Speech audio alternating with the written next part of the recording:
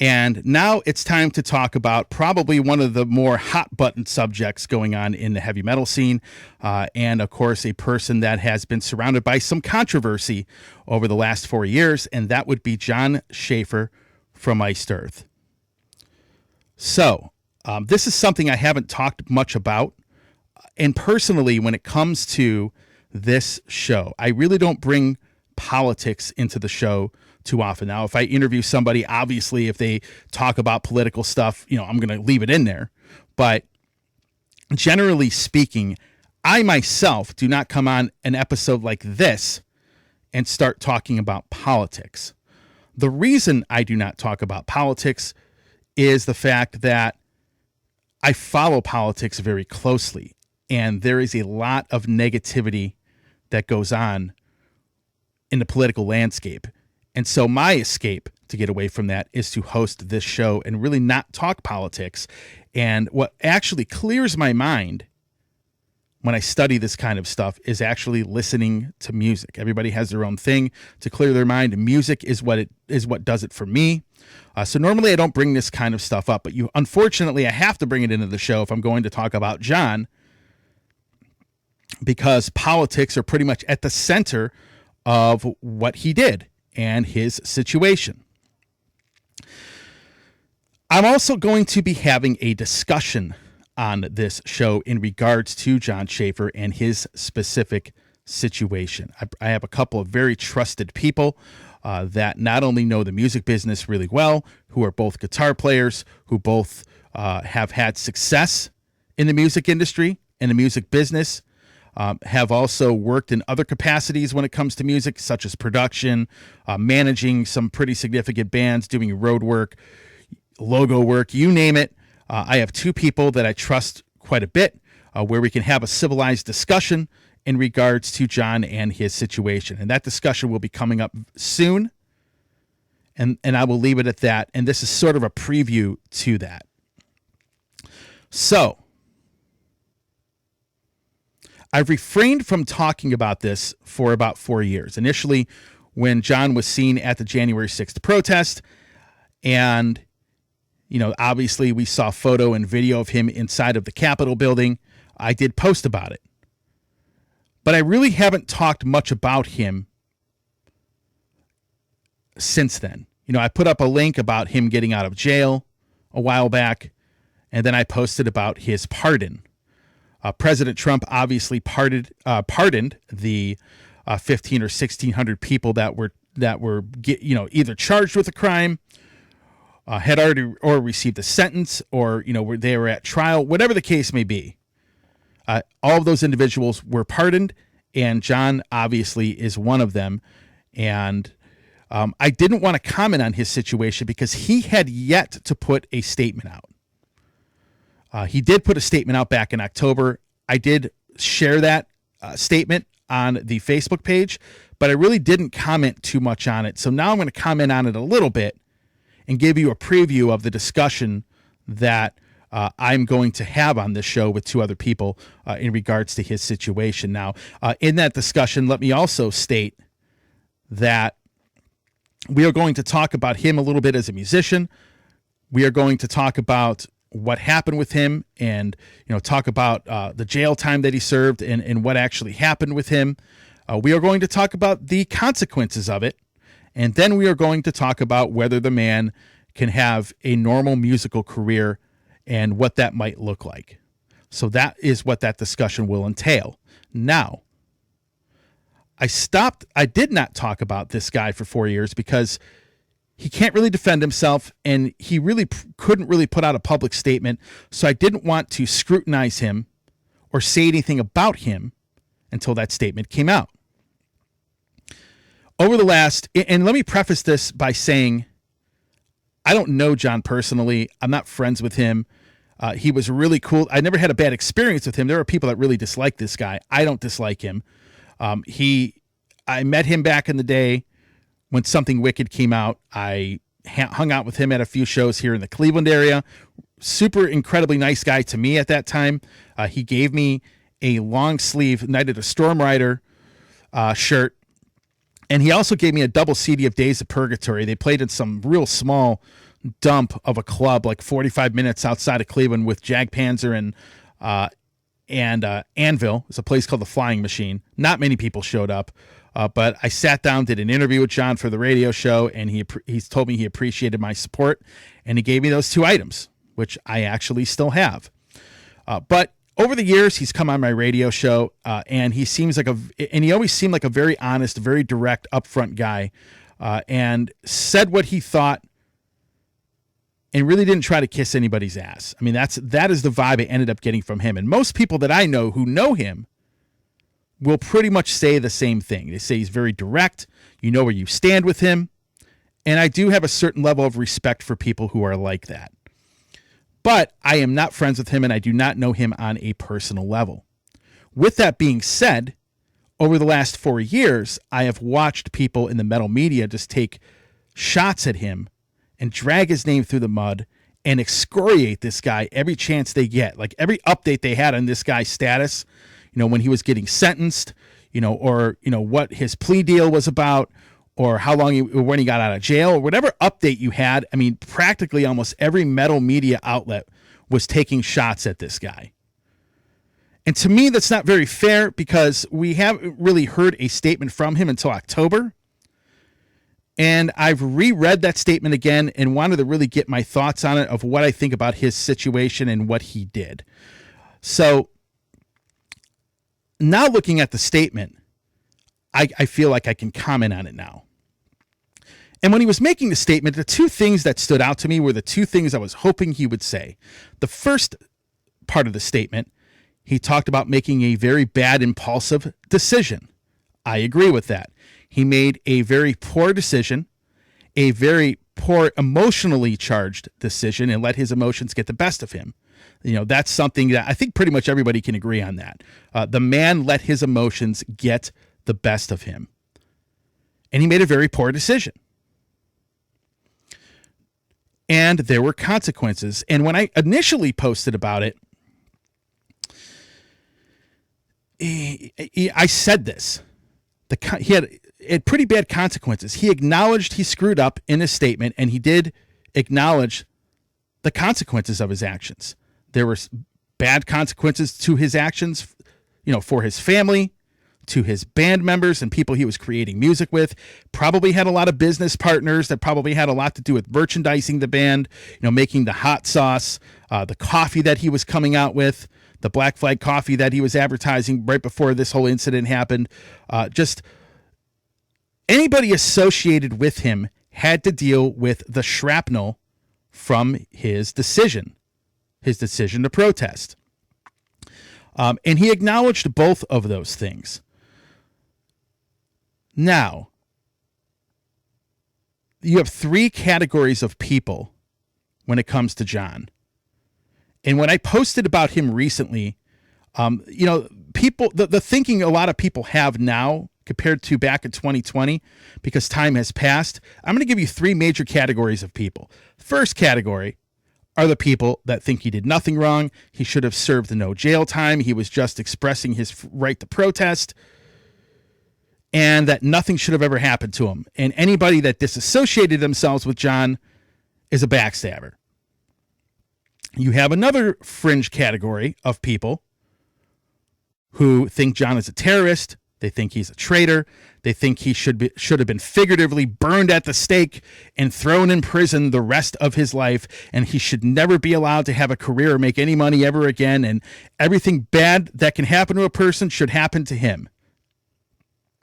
And then you have a clear majority of the people who recognize that Jon made a mistake. They don't care about what happened anymore. They feel he served his time, and they feel he deserves a second chance. And the category that I pretty much fall into is that exact category.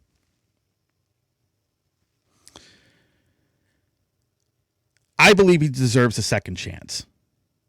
I believe that he made a mistake, and I believe he dealt with more than enough consequences for what he did. Now, I'm going to dive deeper in that in the discussion we are going to have, but the man deserves a second chance. I want to see another Iced Earth album. The thing that upset me about what he did was not that he went down to the protest. His political views, I don't have an issue with most of his political views either, because there is some truth to some of the things he's talked about in the past. But the one thing nobody really talks about is how bad of a position he put his band members, colleagues, business partners, and his family. Now, I'm specifically going to talk about his band members. It was a lose-lose situation for them. The reason being is that when this first happened, everybody you could possibly imagine that you could think of, people were going on the pages for his band members or former band members and completely going crazy in the comments. I mean, the stuff that I saw on the Blind Guardian page was absolutely egregious, and it was disgusting. The things that people were saying to Hansi, they were calling him people were saying Hansi must be a Nazi. People were saying that Hansi's is a right winger, and that if he doesn't quit, he's automatically, he's automatically a terrorist like Jon is. I mean, there was some stuff on that page that for me was absolutely ridiculous. But the thing is, it's a lose-lose situation, because if people do not disassociate themselves with Jon, which eventually all those people, quit the bands, quit Iced Earth. Obviously, Hansi said, yeah, I'm done with Demons and Wizards. If they don't do that, that whole cancel culture mob, left-wing mob, goes after them. If they quit the bands and kind of disassociate themselves with him, then all of Jon's supporters are going to go after them and call them a backstabber, call them traitors, and all this stuff, and say that these people sold out and they abandoned Jon and they don't truly support him. So realistically, these band members are screwed either way. I mean, there's nothing. The thing is, there's nothing these people could do to win in that situation, and that is one of the positions these people were put in as a result of his actions. And that's something I have a problem with, because when you act impulsively and you let your emotions get the best of you, you may not be the only one that has to deal with the consequences of your actions, in all seriousness. And he acknowledges that in his statement. Now, people have asked me a couple questions. I get emails from people or messages. The first one is, I had a lot of people ask me, do I think his statement is sincere? It was a statement put out by his, through his lawyers. I believe the statement to be sincere. I believe he sincerely regrets what he did. In that statement, he acknowledges the people that were adversely affected by what he did. And the other thing that he does is he takes personal responsibility for allowing his emotions to get the best of him. And he acknowledges that he should have never went down there, and he should definitely not have. And in the discussion I'm going to have about him, I'm going to talk more in depth as to why. The other thing people ask me is, would I ever interview him on this show knowing what he did? And the answer is yes. I would definitely bring that man on this show. If he had an album that came out, or if I was contacted and he said, hey, I want to come on and tell my story, I would totally let him do that. And for those of you that know me really well, you all know when I don't do interviews. I have conversations with people. I don't really I don't ask loaded questions to people like some of these media pundits do on mainstream media. I don't ask loaded questions. I want people to tell their story. I want them to freely express themselves in whatever way they want to tell their story. Doesn't matter what it's about, their album, some crazy tour story, something controversial they've been involved in, whatever. I'm a pretty fair person. I don't really go and ask loaded questions to try to bait them or corner them or to make them look bad. Because ultimately, you want the interviews, or the conversations as I call them, to be as honest as possible. So yes, I would let him on. I'd let him come on the show and tell his story. No problems. Because I think it's only fair to him. Because I can tell you right now, he starts going on some of these other larger media outlets or some of these other media outlets that have been bashing him for the last 4 years. They're not going to do that. They're going to ask him loaded questions. They're going to try to make him look as bad as possible. Not all of them, but a lot of these people will do that. And I don't think that's fair to him. So that is something that I definitely would do. And a few people had asked me that question as well, as it pertains to Jon Schaffer himself. So again, do I think he was stupid and made a terrible mistake? Absolutely. He let his emotions get the best of him, and he really did put his bandmates and his associates and family in a very difficult, almost unwinnable position as a result of what happened. Do I think he's a bad guy? My experiences with him, no. But again, I don't know him on a personal level. But I'm leaning towards no as to whether I think the dude is a bad guy or a terrible person or whatnot. You know, and the other thing he talks about in this statement is self-reflection. I think that is something that people like him, being as busy as they usually are, they don't get a chance to sit back and self-reflect on stuff. Like for me, I have time to do that. You know, I'll go and watch myself on the podcast. I'll listen to it. I'll watch other podcasts. I'll study what other people do to see what I could do better. But a lot of guys, like a musician like Jon, a lot of those guys do not get a lot of that time to self-reflect on anything because they are constantly involved with something, whether it's touring, whether it's promoting a product, writing and recording an album. I mean, musicians, believe it or not, if they're doing it as a full-time gig, they are extremely busy. So I like that aspect about his statement. And I'll end it off with this. Because when you ask me if I think the guy was sincere in being remorseful for what he did, all you got to do is look at the quote the judge gave to him. Because the judge complimented him on the fact that he held himself accountable, turned himself in, and the judge felt that Jon was truly remorseful for what he does. Now, judges see lots of despicable people all the time. And if the judge is going to give you that kind of compliment and statement, that's just another thing that makes me believe his statement is sincere, that he meant what he said, and that he's truly remorseful and regrets what happened.